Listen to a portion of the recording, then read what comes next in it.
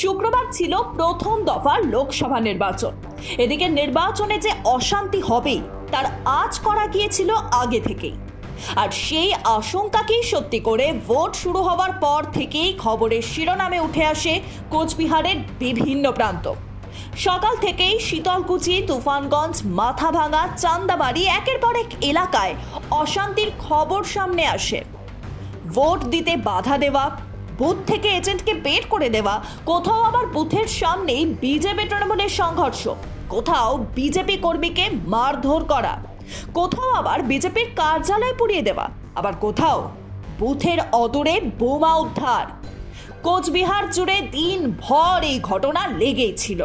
বেলা 12টা পর্যন্ত উত্তরবঙ্গের 3 লোকসভা কেন্দ্র থেকে একের পর এক বিক্ষিপ্ত অশান্তির খবর আসতে থাকে। তবে এর মধ্যে বেশিরভাগ ঘটনা কোচবিহারকে কেন্দ্র করে। এদিন সব মিলিয়ে মোট 556টি অভিযোগ জমা পড়েছে কমিশনের কাছে। সব থেকে বেশি অভিযোগ জানানো হয়েছে কোচবিহার থেকে। সেখান থেকে কমিশনের কাছে গিয়েছে মোট 269টি নালিশ। আলিপুরদুয়ার থেকে জমা পড়েছে 162টি অভিযোগ এবং জলপাইগুড়ি থেকে 125টি অভিযোগ কমিশনের কাছে জমা পড়েছে। তবে ভোট শেষ হওয়ার পরও শান্ত হয়নি কোচবিহার।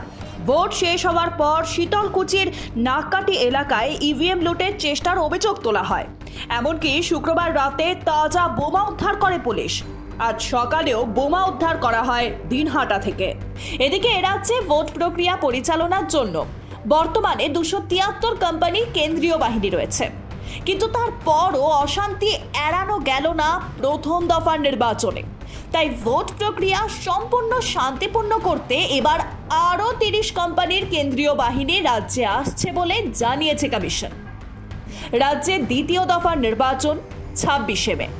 তার জন্য আরও 30 কোম্পানি বাহিনী নিয়ে আসা হচ্ছে। সিকিম ও মেঘালয় থেকেও আসছে বাহিনী। অর্থাৎ দ্বিতীয় দফার ভোটের জন্য বাংলায় থাকবে মোট 303 কোম্পানি কেন্দ্রীয় বাহিনী।